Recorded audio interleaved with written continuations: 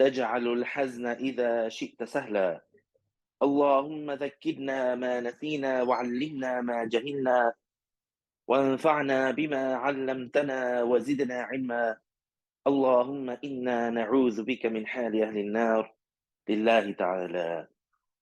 I praise Allah, I glorify Him, and I thank Him for all the blessings that He gives without Him being obligated to give anything. And I ask Allah to raise the rank of our beloved Prophet Muhammad sallallahu alayhi wasallam and to protect his Muslim nation. I testify that no one deserves to be worshipped except Allah, the one without a partner, the one without an equal, the one without a similar, the one who is unlike anything in the universe, and nothing in the universe is like Him. He has no father, no mother, no sister, no brother, no son, and no daughter. He exists without time and place because He is the creator of time and place. He does not reside above the throne, and He is not attributed with fatigue, like the Jews say. Our Lord is glorified beyond any imperfection that the non-Muslims attribute to Him. Whatever you imagine in your mind, Allah Ta'ala does not resemble that. And whoever attributes and attributes the creations to Allah is outside of Islam. And I testify that Muhammad sallallahu alayhi wasallam, the son of Abdullah, the son of Abdul Muttalib, the son of Hashim, the son of Abdul Manaf, from the tribe of Quraysh, is the best creation of Allah and His final prophet and messenger, sent to all humans and jinn, and He is truthful about everything He conveyed of the revelation. Thereafter, we remind ourselves to have the sincere intention for the sake of Allah in attending this session of Islamic knowledge, because having the sincere intention is a requirement to get the reward. So the Muslim, whenever he does a good deed, he has to have the sincere intention for the sake of Allah to get reward for that good deed. The reward is defined as the compensation that the Muslim receives in the hereafter for the good deeds that he did in this life among what makes him happy.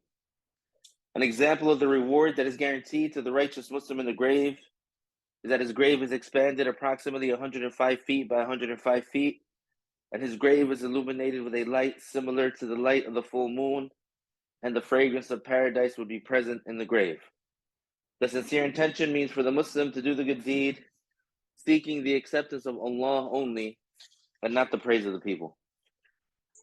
So alhamdulillah, we are grateful to Allah that He has enabled us to be among those who acquire the personal obligatory knowledge of Islam, because this is a sign that Allah Ta'ala has willed goodness for us. Because the Prophet sallallahu alaihi wasallam, he said in the confirmed hadith, مَن يُرِدِ اللَّهُ بِهِ خَيْرًا يُفَقِّهُ فِي الدِّينِ, which means the one whom Allah willed goodness for, He makes him knowledgeable in the religion. So alhamdulillah, we are grateful that Allah Ta'ala has given us this ability and this blessing. So today we're going to start in depth talking about this chapter, the chapter of apostasy.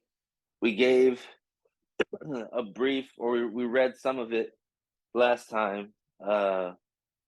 So we're going to start from here also, from this part, where it says, section 2, right there from the beginning.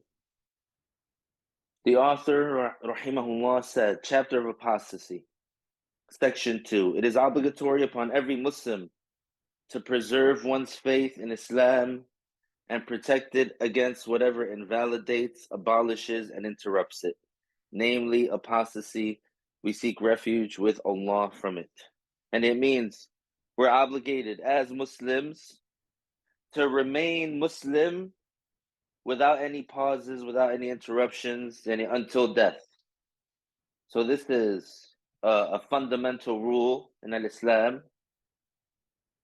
And inshallah, once we finish this book and once we continue to elevate in the Islamic sciences, we will eventually talk about what is called the fundamentals of the law, meaning these foundations upon which the Islamic law is built on, or the Islamic law is established on, because obviously it's revealed, and how the mujtahids like al-Imam al-Shafi'i, like al-Imam Malik, like al-Imam Ahmad ibn Hanbal, like al-Imam Abu Hanifa, radiyallahu anhum, how they extracted certain judgments for specific cases that were not already explicitly mentioned in the Quran or the Hadith.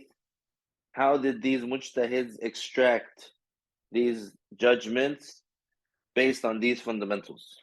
So one of those fundamentals is that we have to remain Muslim. We have to keep our Islam intact. So that means that, and we covered the obligation of that. The first class that we did, where it says it is obligatory upon all the accountable persons to be Muslim and to enter into the religion of Islam. So it is an obligation upon all the accountable people to be Muslim. That's first, and to remain Muslim. So there can never be any hesitation. There can never be any, I'm going to try it out for a year and then do something else. No, it has to be the constant, perpetual certainty in the heart of remaining in Islam and dying that way. So, based on that, since that is the case, we have to protect our Islam. So we have to make sure that we stay Muslim and that we protect our Islam from anything that makes us invalidate the Islam, what makes us not be Muslim. We have to make sure that we remain Muslim all the time. We have to make sure that nothing takes us out of Islam. Oh, yeah, and we have to make sure that we avoid anything that takes us out of Islam. So in order to avoid that, the only way to do that is by knowing what that is. The only way to do that is by knowing what that is. So this is why, and we explain about this subject about apostasy, because that's a specific term that's translated from the Arabic ridda, which is a specific term in the Islamic law, which is referring to that concept of if a person was Muslim and then something happened with them, they did something that causes them to exit from Islam. This is called ridda in the Islamic law, and the translation for that is apostasy. It's not a foreign concept. It's not a new concept. It's not something that was invented in the last 100 years. It's something that the jurists, the Islamic jurists, the scholars of the Islamic law have been dealing with since over 1,000 years ago, since the time of the companions, etc., since the laws and since the verses of the Quran were revealed. So, and it's a very important thing. It's like, the reason I'm saying that is because some people, it's as if they get offended when we as Muslim teachers and preachers, we want to make sure that our fellow Muslim is educated on these matters so that they protect their Islam, so that they can make sure that they are avoiding anything that interrupts their Islam, because dying as a non-Muslim is the unforgivable sin. Dying as a non-Muslim is the unforgivable sin. So the one who dies without being Muslim, while being accountable, of course, that person, he'll never be forgiven for that. He'll never get mercy. He'll never get relief. And that is something we would not want that for ourselves. Therefore, we wouldn't want it for someone else.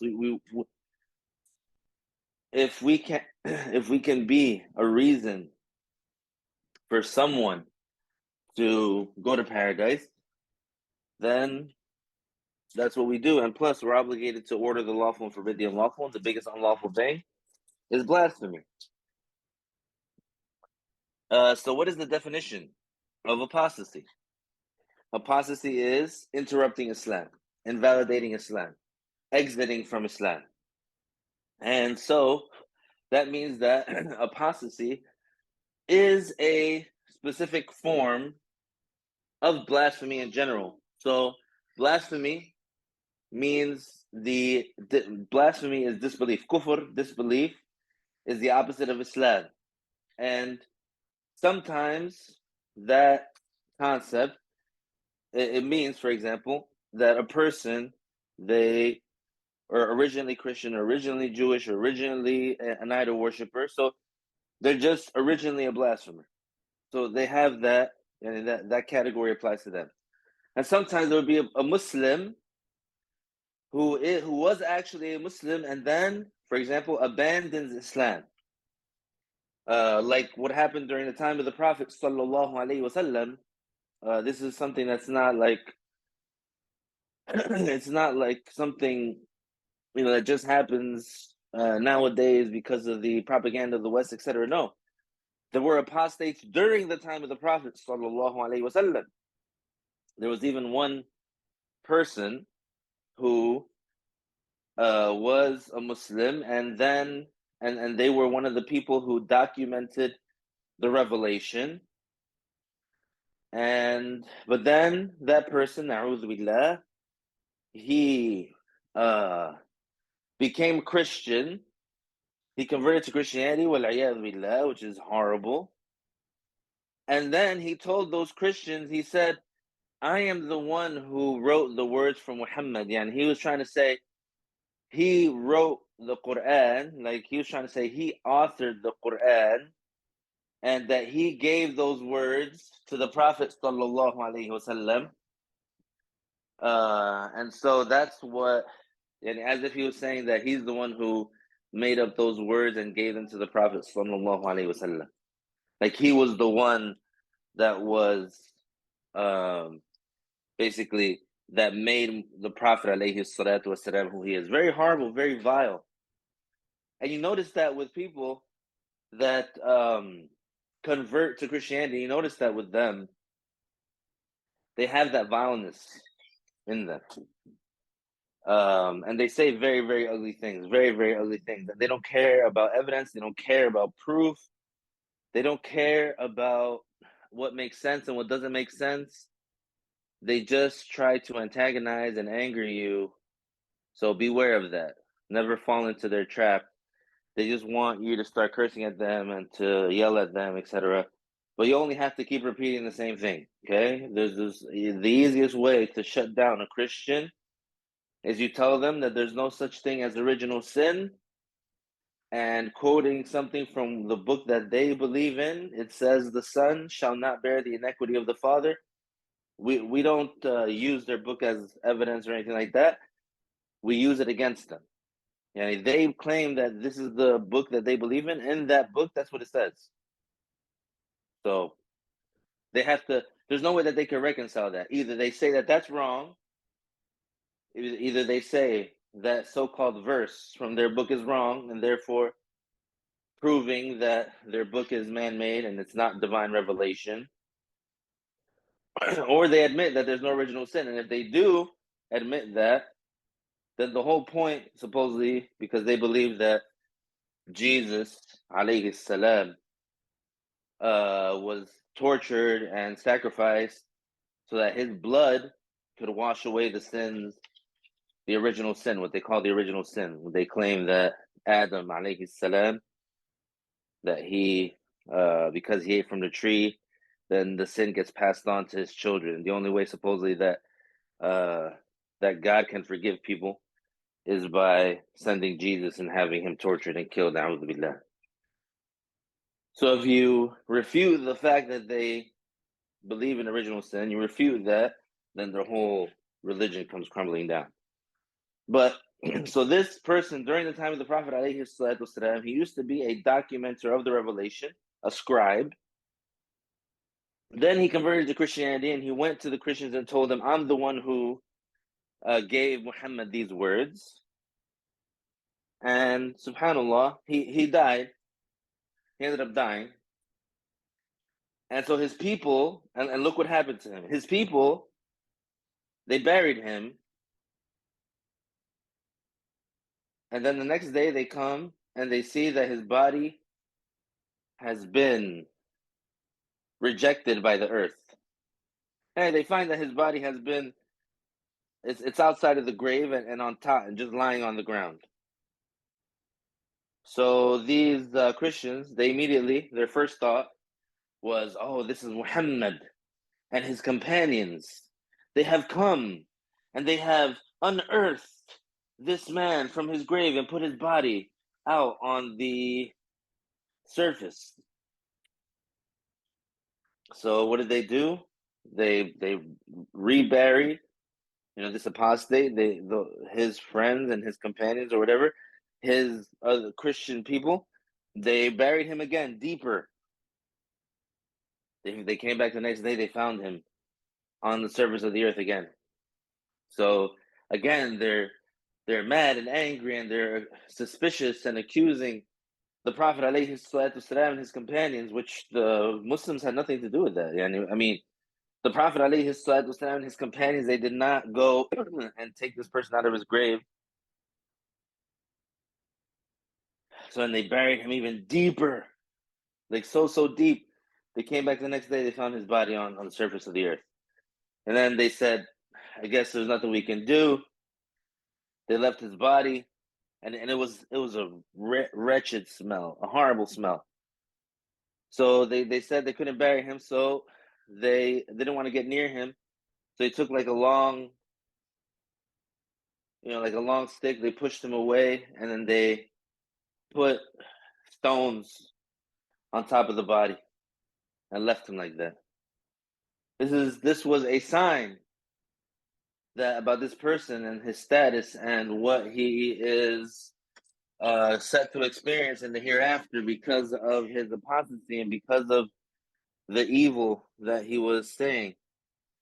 So apostasy is very bad. And we have to make sure that we avoid it. And we have to make sure that we stay inside of Islam. Now let's look at what An-Nawawi and others said. An-Nawawi and others said, apostasy is the most abhorrent type of kufr. What does that mean, abhorrent? It means ugly. So basically the scholars of Islam, they're like leaving Islam and going to blasphemy. And as a result of that, what happens when a person leaves Islam and he goes to blasphemy? He loses all his good deeds. If a person was a Muslim and they had certain good deeds, and then they exit from Islam, right? They lose all their good deeds, meaning that on Judgment Day, they won't see those deeds anymore. So they lose all their good deeds. They go from truth to falsehood, and they, are in a bad state. They're committing the worst sin, or they're committing the biggest sin, which is blasphemy. So because of that, from that aspect, the scholars, they called apostasy the ugliest type of blasphemy. From those aspects that is going from truth to falsehood, from light to darkness, the person, whatever good deeds that he had accumulated, he loses them in an instant and they never come back. So let's say that person built a masjid, and let's say that person went to Hajj, and let's say that person went to Umrah, and let's say that person, he donated $1 million. He loses all that reward. Now, he doesn't have to, let's say, if he had prayed, his whole life and then he committed apostasy, he does not have to redo the prayers that he already did while being Muslim, he just loses the reward. But because of that, the scholars, they called apostasy the ugliest type. That does not mean that it is the most severe type of blasphemy. It just means it's the ugliest. It's just that the scholars were emphasizing that it's a very ugly thing to go from Islam to something else, to blasphemy, and to lose all your good deeds. So then the author said, in this age, it has become common to speak carelessly to the extent that some people utter words which take them out of Islam without them even deeming such words sinful, let alone deeming them kufr.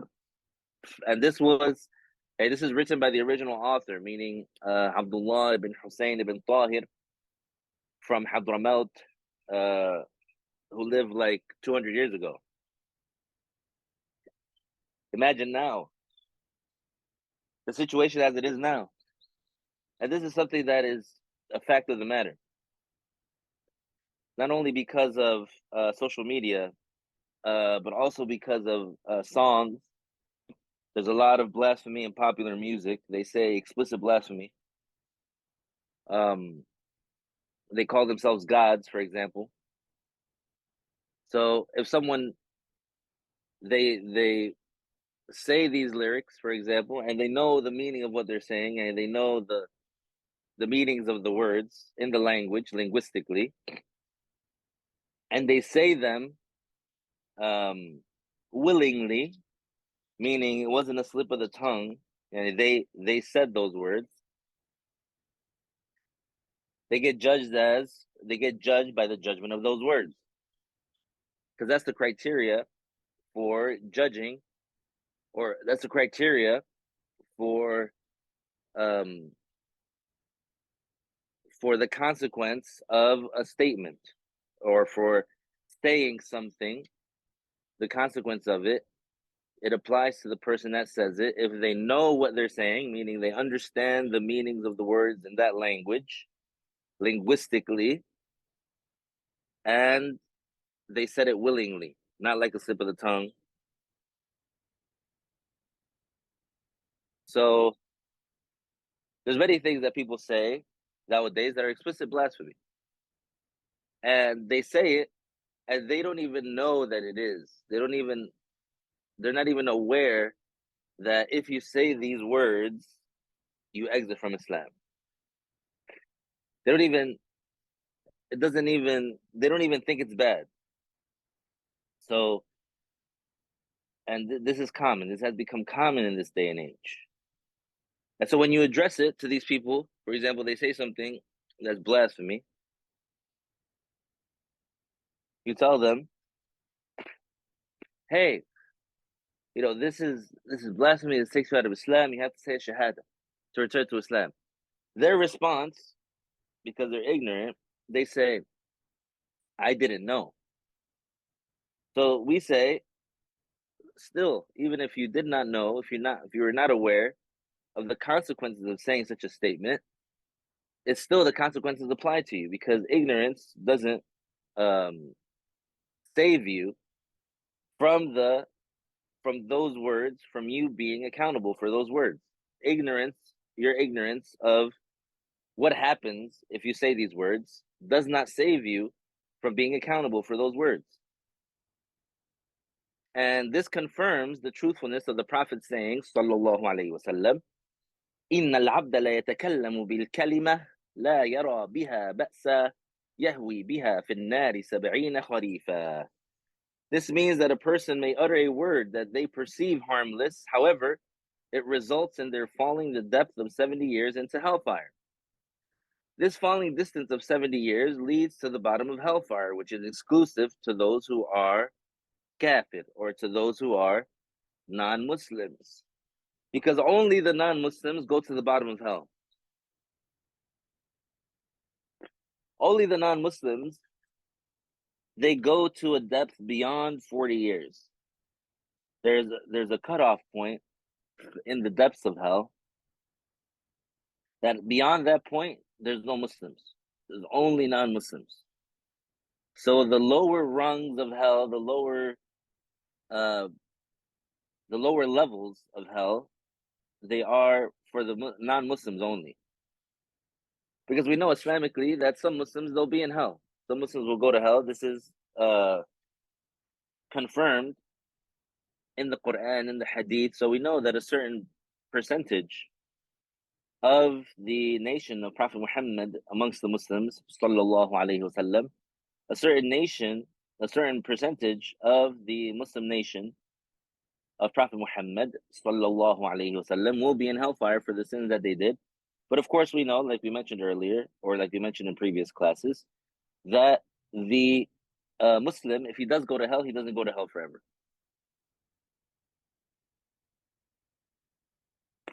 So this hadith proves to us that a person might say a word and he doesn't even know that this word is bad, but because of it, he commits blasphemy and he goes to the bottom of hell.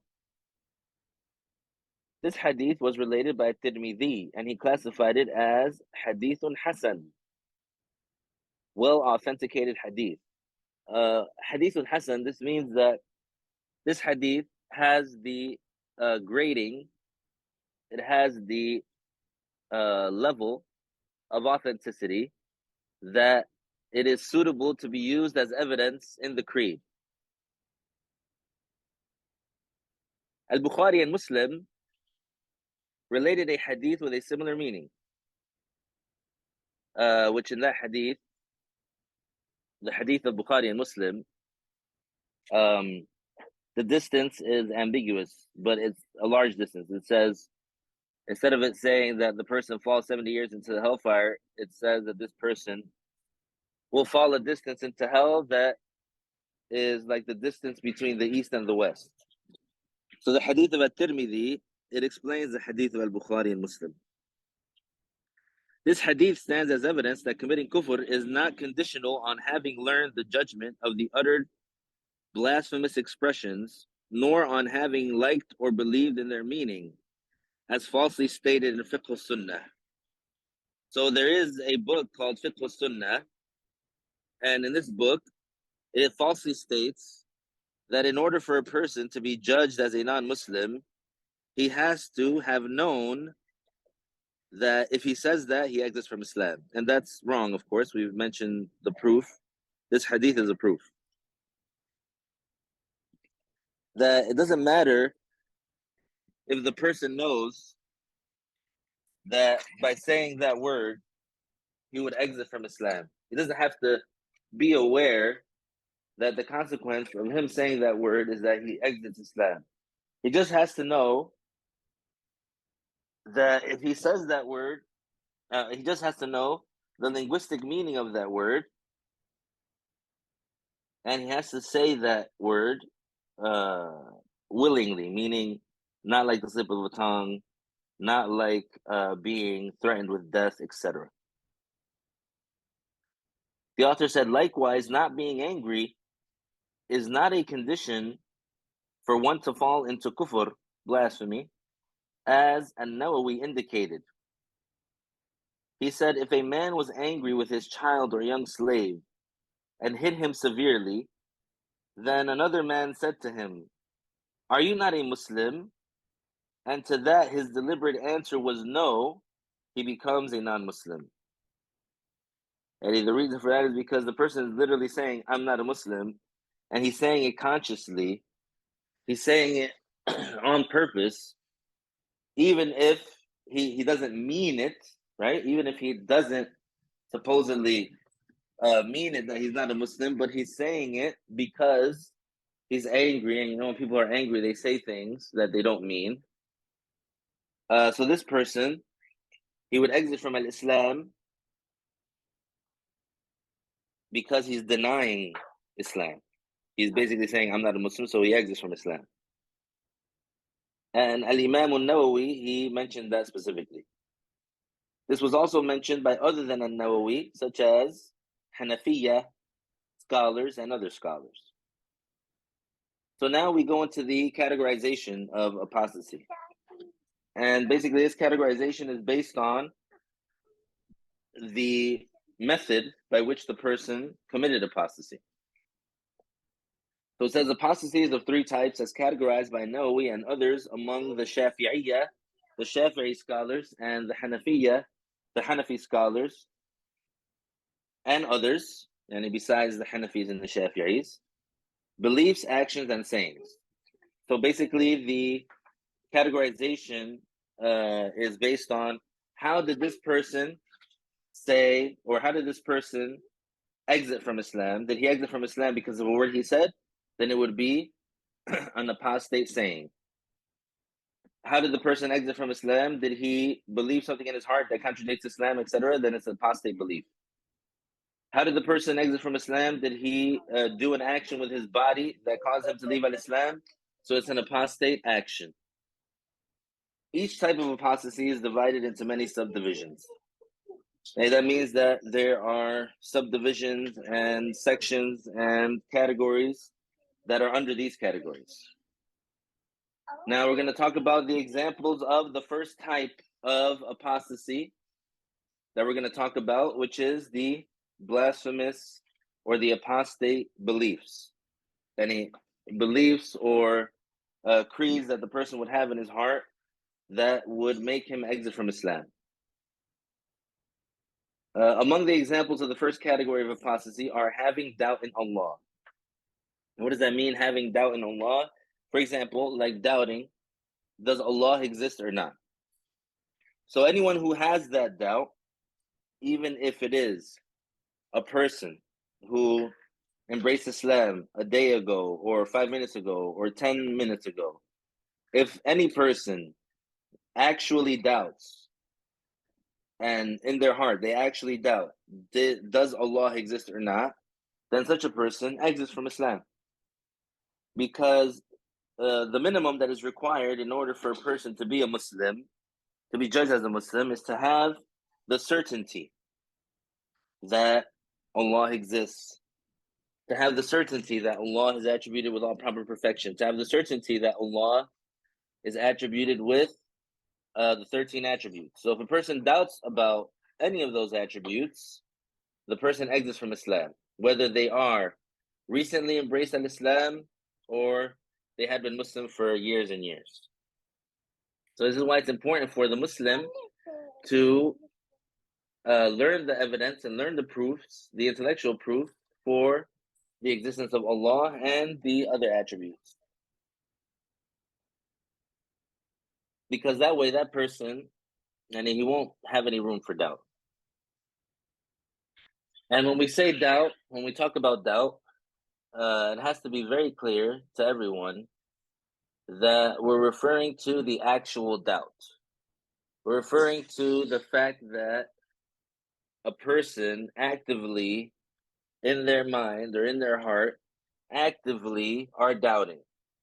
And this is something that it occurs for the person and by their own thought process.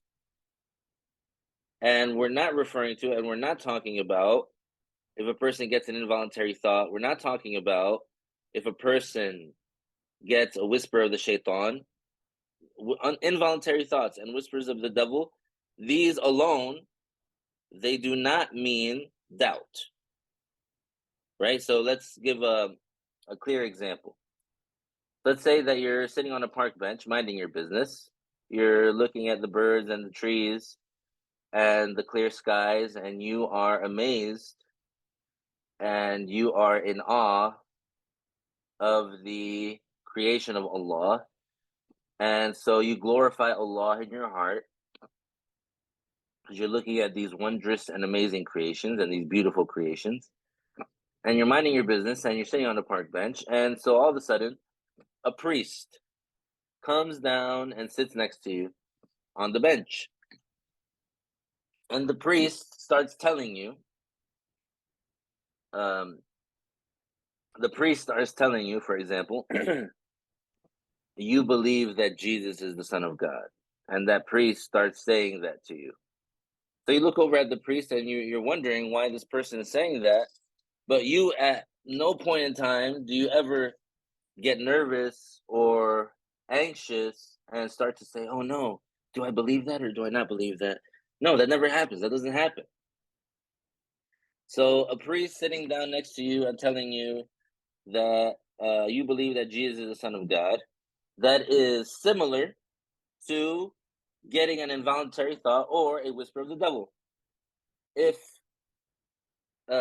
Except the difference is that you don't see the devil whispering to you.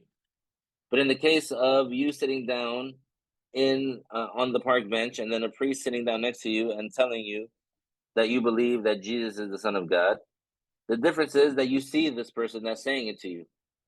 But no matter how often that priest repeats that, you're not going to believe it. You're not going to think, oh no, do I believe that or do I not believe that? Oh no, is this my belief? No, of course you don't believe that. Even if it wasn't a priest, let's say someone comes up to you and says, hey, your name is not your name.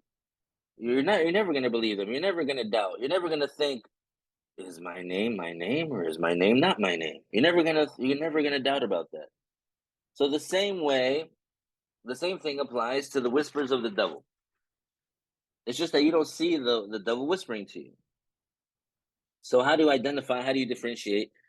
If it's something that disturbs you and something that makes you cringe and something that makes you repulsed, then you know that's not yours. You know that's not your thought. You know that's not something that you believe, because it makes you horrified and repelled and repulsed and disturbed, and you cringe at the thought.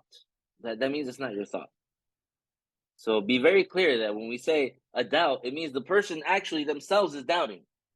And you might think to yourself, well, who would do that? How does that happen? It happens. There's many ignorant people all over the world that identify as Muslim. They claim to be Muslim. They have been influenced and they have been persuaded and they have been poisoned by propaganda. So they start to say blasphemous things, or they start to doubt and believe blasphemous things in their heart. And yes, it happens with people that they live in predominantly Muslim countries, that they're obsessed with Western culture and Hollywood and music, and they want to be secularists, and they basically supposedly want to have freedom. They call it freedom to indulge in any of the desires that they want, and they don't want to feel the moral guilt for drinking alcohol or for fornicating or for being homosexual. So instead of, for example, acknowledging that those things are wrong and avoiding them, or trying to fight against them and abide by the laws of Islam, instead of doing that, they would say, oh, well, anybody can do whatever they want, or is that really revelation, or is that really something that's true or correct, etc.? Yes, there's people that do that. So the people that do that, that's it. They're no longer Muslim.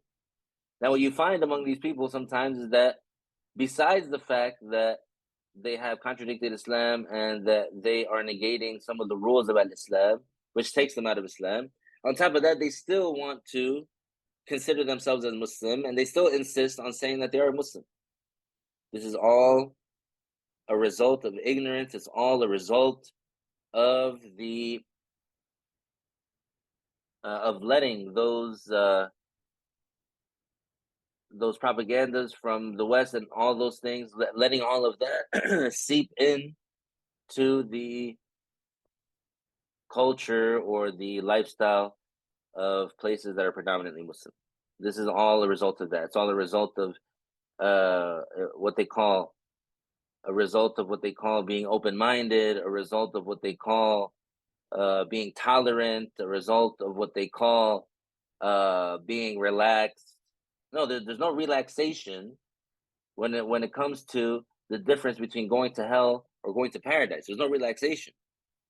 Either you follow Islam and you're pious and you're righteous, or you agree with everything that Islam says and you have some falling short because you fall into temptation because you're too weak in front of your desires, etc., but without legitimizing and without claiming that these things are okay, or you completely negate, or the person completely negates Islam. The one who negates Islam, he's outside of Islam. He's no longer within that category. So that's just, and I'm just mentioning that because some people might wonder, well, who would doubt about the existence of Allah and claim to be Muslim? Yes, there are people that do. Yes, there's people that do. They have internal conflict because they're ignorant. Let's say there's something that they heard or something that they saw in their household growing up, or something that happened to them, or they know people, or they know, let's say, an imam or something like that, or a Shaykh, and something happened with them. And so they can't reconcile between, for example, the actions of an individual and the teachings of Islam. And so they start to doubt, they start to think, is this all fake? Is this all a sham? And so they exit from Islam. That happens to people. But just the whisper of the devil or the involuntary thought, that by itself, that doesn't mean the person is doubting. So let's make that clear. When we use the word doubt, we're talking about the one who doubts about this or that. We're referring to the one who actually doubts, not someone who got a whisper of the devil and now they're horrified and disturbed at this whisper. That's not called doubt. That's called actually being steadfast on the correct belief. Because when you hear something, when you get a whisper or an involuntary thought that's repulsive and ugly and it disturbs you, then that means that you don't want that. That means that you don't like that thought. And that's exactly what we're supposed to do. We're supposed to reject it and be repelled by it. Also, among the examples of the first category of apostasy are having doubt in the messenger of Allah. Like if somebody doubts, is Muhammad a prophet or not? That would be, if a person has that belief in their mind, in their heart, they would exit from Islam. And if they, in their heart, they doubt, is Muhammad a prophet or not, they exit from Islam. Likewise, if they doubt about the Quran, they doubt, is the Quran divine revelation or not, they exit from Islam. Or if they doubt, is the Quran the truth or not, they exit from Islam. And there's things to help the Muslim to reinforce his creed, because our creed is corroborated by the sound mind, meaning the rational evidence. It confirms the truthfulness of the Quran and everything in it, and the rational evidence confirms the existence of the Creator without a doubt, and the rational evidence confirms that Muhammad sallallahu alaihi wasallam is a prophet. Now, in brief, the rational evidence for the existence of Allah is, you can look at yourself and say, I existed after being non-existent. I became something after being nothing. And I did not give myself existence. I did not give myself my features. I did not give myself my attributes. I did not give myself my skin color. I did not give myself my eye color. I did not give myself my gender. So, therefore, it was given to me. Therefore, I am in need of the one who specified me with existence. And that one who specified me with existence, he is unlike me in any way, because had he been like me, then he also would be in need of someone to specify him. So this is how we prove without a doubt the existence of Allah. Yani, by saying, this universe, it is like me in the sense that it has a beginning. And so this universe did not make itself, because when this universe was nothing, it can't do anything. If something is nothing, it can't do anything. So once this universe began to exist, we know that this universe did not begin to exist because of itself. It began to exist because it was specified with existence. And so the one who specified the universe with existence, the mind necessitates that he has to be unlike anything in the universe. Because had he been like anything in the universe, then he would not have the power to create, because the universe doesn't have the power to create. So if anything is similar to the universe in any aspect, then all the things that apply to the universe in terms of incapability and in terms of not being able to create and in terms of being weak and imperfect, then would apply to whatever is similar to it. So, for example, since I'm similar to the universe, I know that the universe didn't make itself because I know I didn't make myself. So because me and the universe are similar, the judgment that I apply to myself, which is I did not create myself, that judgment I applied also to the universe. I know that the universe did not create itself. So these three things, having doubt in Allah, if somebody doubts, does Allah exist or not? And doubting about his messenger, doubting is Muhammad a prophet or not, and doubting in the truthfulness of the Quran, this makes the person a non-Muslim automatically. Whether or not this person had recently embraced Islam, whether or not this person was embraced Islam a minute ago or a day ago. Also, if the person, he doubts about Judgment Day, what does that mean? That person, let's say he knew that the Prophet sallallahu alaihi wasallam told us that there is a day in which there is no doubt, Judgment Day. On this day, everyone will be resurrected and they will be questioned for what they have done. The person knows that this is what has been established in the religion. He knows that this is what Islam teaches. He knows that the Prophet sallallahu alaihi wasallam told about that. Then after that, that person, for one reason or another, he starts to doubt. Is there going to be a judgment day really? Is there really going to be a day in which everyone is questioned, etc.? That person exits from Islam. Same thing for paradise, same thing for hell, same thing for reward, same thing for punishment. Or having doubt in similar matters, which there has been scholarly consensus and is commonly known among the Muslims to be of the religion. So if someone, for example, they knew that we teach about that the Prophet ﷺ confirmed that there is a place called paradise, and that's a place that has been prepared to honor the believers, the obedient Muslims, and it's a place of enjoyment, a place of tranquility, peace, euphoria, pleasure. They know that Islam says that. They know that the Prophet sallallahu alaihi wasallam confirmed that. And then, for some reason or another, later on, they doubt. Is there a paradise? Is there such a place? They exit from Islam. Same thing for hellfire. The person, they knew that the Prophet ﷺ taught that there's a place called hell, confirmed that there's a place called hell. He knew that the Prophet ﷺ taught that there is a place that has been prepared for the torture of the non-Muslims and the disobedient Muslims. And then later on, that person, he doubted, is there a hell? Is there a place called hell? Does this place really exist? They exit from Islam. Same thing with the reward. Somebody doubts about that. They doubt, is there reward in the hereafter or not? Will the person get rewarded? After knowing that this is what the Prophet sallallahu alaihi wasallam confirmed. Same thing for the punishment.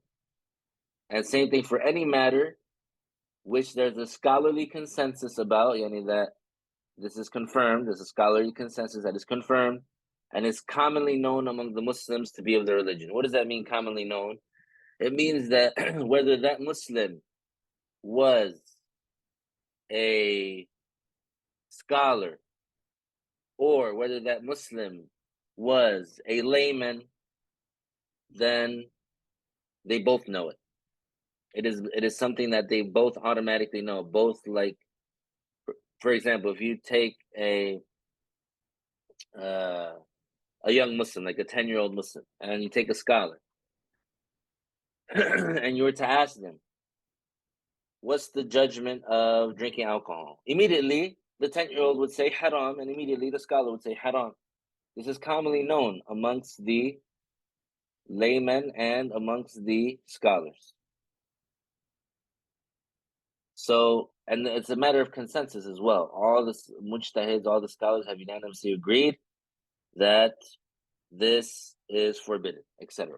So, if someone doubts about that, if someone starts to doubt, is alcohol forbidden or not? And after knowing that this is something that is confirmed that the Prophet ﷺ said is forbidden, they exit from Islam. Another example of the first category of apostasy is believing that the world is eternal by kind and elements or by kind only. So when they say kind and elements, kind, they're referring to, for example, as a concept, as a category. And when they say elements, they're referring to individual components. So what does that mean? Let's give an example that makes it very clear. Let's say humanity. Humanity would be the kind, and individual humans, they would be the elements. So it would be a blasphemous belief. It would be disbelief if a person thought that each individual human has a beginning, but humanity as a whole has no beginning. Right? So somebody said, me and you, each one of us, we have beginnings. But before us, there were other people, and before those other people, there were other people, and before those other people, there were other people, and so on and so forth until no end. Then this is blasphemy. And that is absurd and ridiculous. Because by acknowledging that each individual has a beginning, then also you have to acknowledge that the concept itself has a beginning.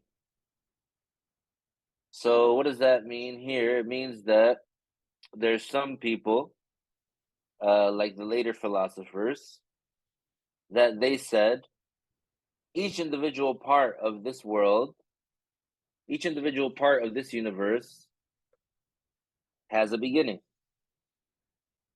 But, and which is blasphemy what they said, but before this world, there was another world, and before that world, there was another world, and before that world, there was another world until no end. This absurd notion is known as infinite regression, and it's invalid, and it's incorrect. And one of the easiest ways to prove that it is invalid and incorrect is by simply saying, if there was such a thing as infinite regression, then the present time, then the right now would not exist. What does that mean? It means that in order for the present time to exist, in order for right now to occur, there would have to have been a series of events that started and ended in order for us to get to right now. So if somebody claims that you can go backwards without ending, if someone said you can keep on going backwards and backwards and backwards, then that means that they're saying that infinity would have to come to an end before we can get to right now, before we can get to where we are right now. And of course, that's a contradiction in terms, because by definition, if something is infinite, it doesn't end. Next, the author mentioned denying one of the attributes of Allah, which are confirmed by consensus that He is attributed with, such as being omniscient, and such as being all-knowing. So, like I said earlier, if someone denies any of the 13 attributes of Allah, they exit from Islam. So, if someone denies any of the 13 attributes of Allah, like Allah knowing everything, like Allah being attributed with knowing everything, then such a person exits from Islam.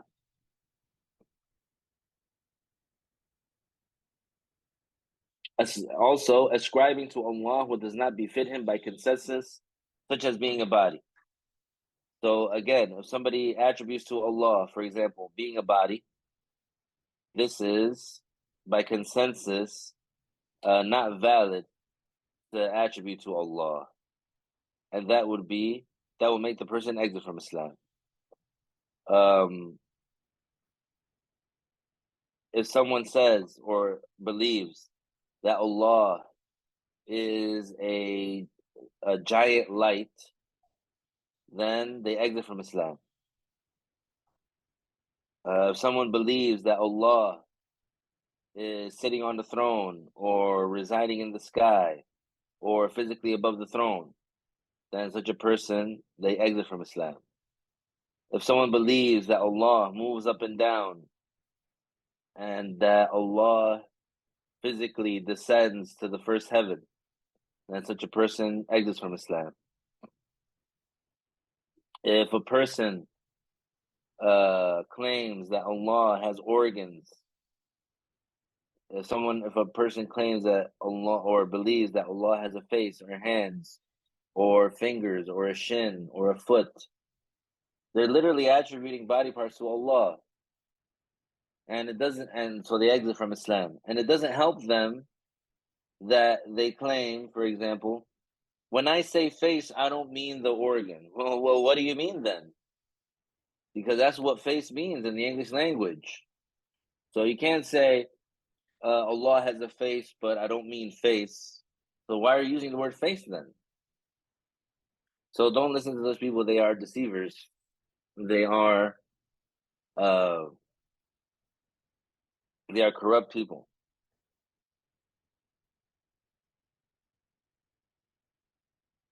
And Allah Ta'ala knows best. We'll continue, inshallah, the examples next time.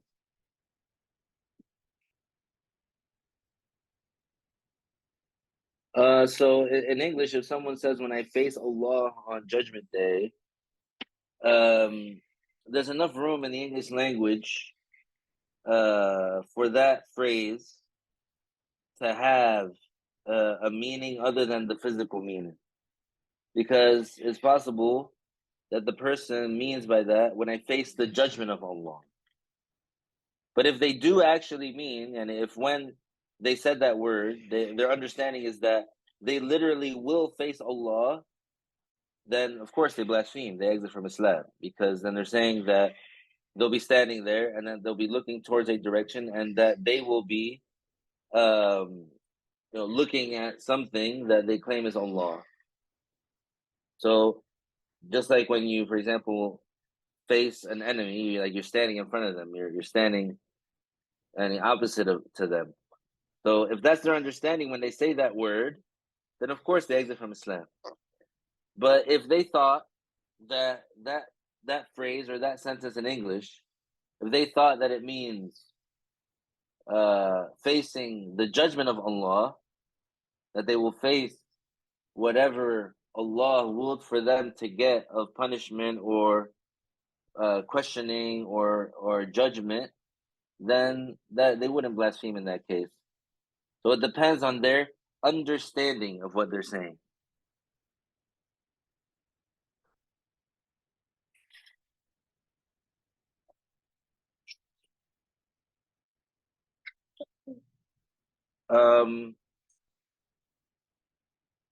Well, so it's not the person should not say that word in English. The person should not say Allah is with us in English because it gives the wrong impression. The correct thing to do would be to say Allah supports us, Allah protects us. Because in the English language, saying that word with us, it gives the impression of physical being with physical.